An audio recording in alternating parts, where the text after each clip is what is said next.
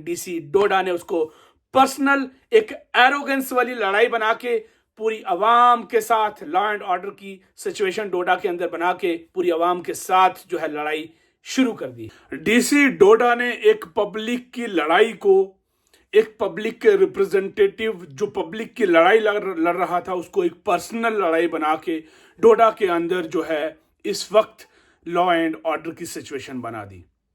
अब इसकी जिम्मेदारी तो कोई तैयार नहीं है, लेकिन डोडा के अंदर एक एमएलए के ऊपर पीएसए लगा दिया जाता है क्योंकि उसने सिर्फ आवाम की बात की। कुछ कमियां थी उनके अल्फाज में, जो एमएलए डोडा महराज मलिक के अल्फाज कुछ खराब थे, बट वो पीएसए लगने लायक नहीं थे। उस पर एफआईआर हो सकती थी, लेकिन डीसी डोडा ने उसको पर्सनल एक एरोगेंस वाली लड़ाई बना के पूरी आवाम के साथ लॉ एंड ऑर्डर की सिचुएशन डोडा के अंदर बना के पूरी आवाम के साथ जो है लड़ाई शुरू कर दी है। ये जन सैलाब आपने देखा होगा, बहुत सारे डोडा के इलाकों में इस वक्त जो है लोग सड़कों पे हैं, लॉ एंड ऑर्डर की सिचुएशन बन चुकी है और बहुत सारी रोड्स बंद हैं, बहुत सारे रास्ते बंद हैं और एक जन सैलाब उभर के आया है एमएलए डोडा के हित में कि एमएलए डोडा के ऊपर जो है इल्जामात लगा के पीएसए लगाया गया है वो सही नहीं है। इसको कंडेम पूरे जम्मू कश्मीर के, चाहे वो सीएम हो, डिप्टी सीएम हो या किसी भी कोई भी एक बाशऊर इंसान या कानून जानने वाला इंसान ये कभी नहीं कहेगा कि इस पर पीएस, हाँ एफआईआर कीजिए, उसने जो अल्फाज आपको पर्सनली बोले हैं आप उसके ऊपर एफआईआर कर दीजिए, लेकिन आप पब्लिक सेफ्टी एक्ट के तहत उसको अंदर नहीं कर सकते हो।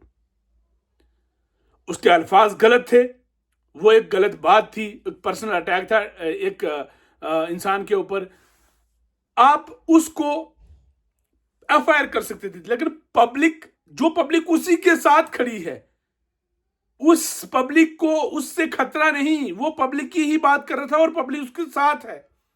डोडा की आवाम ने यह साबित किया, मिस्टर महराज मलिक की कॉन्स्टिट्यूंसी ने यह साबित किया कि वो उनका लीडर है और वो उन्हीं की बात कर रहा था। लेकिन अफसोस की बात यह है, एफआईआर होती उसके ऊपर और कार्रवाई हो सकती थी, लेकिन पीएसए तो डिजर्व नहीं करता था ना। वो पीएसए पब्लिक सेफ्टी एक्ट के पब्लिक को खतरा है, तो पब्लिक तो उसके साथ है रोडों पे, तो पब्लिक को कैसे खतरा हो सकता है? ये तो बिल्कुल एक नाअहली वाली बात है।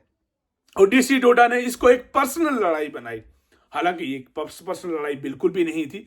ये एक पब्लिक रिप्रेजेंटेटिव पब्लिक के ग्रीवेंसेस लेके एक मैजिस्ट्रेट के पास जाता है और वो मैजिस्ट्रेट एमएलए डोडा की बात नहीं मानता है, उनके कामों में टांग अड़ाता है, उनको काम करने से परेशान करता है, फ्रस्ट्रेशन का लेवल लेके आया वो, क्योंकि एमएलए डोडा महराज मलिक को सब जानते हैं कि वो एक बड़ा जज्बाती लीडर है और वो हमेशा पब्लिक की बात करता है, पब्लिक के लिए खड़ा है।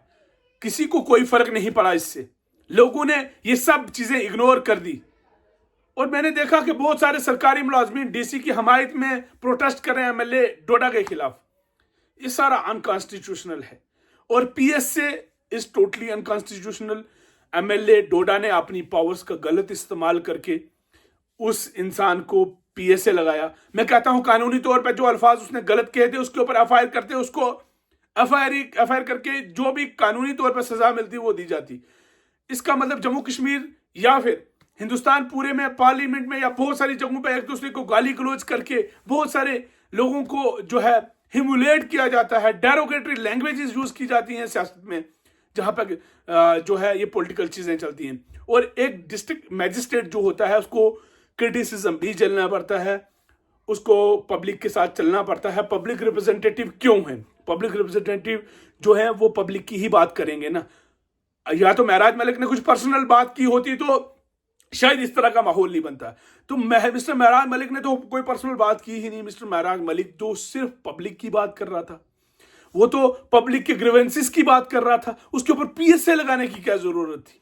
गाली गलौज के लिए एफआईआर थी, आप उसके ऊपर डिफॉर्मेशन का केस कर सकते थे, उसको एफआईआर कर सकते थे, बट व्हाई पीएसए?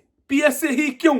महराज मलिक ने ऐसा क्या किया था कि उसके ऊपर पीएसए लगाने की जरूरत पड़ गई? This is completely unparliamentary, this is completely wrong और इसको कंडेम किया जाता है। आज डोडा के लोगों ने साबित कर दिया कि उनका लीडर कितना बड़ा है और वो लोग कितने बड़े हैं और पब्लिक को उससे खतरा नहीं है। ऐसे बैठे हुए एडमिनिस्ट्रेशन में जो लोग हैं उनसे पब्लिक को ज्यादा खतरा है। उम्मीद करता हूं आप लोग इसे शेयर करोगे और जज्बाती लीडर को एक बार समझने की कोशिश करोगे।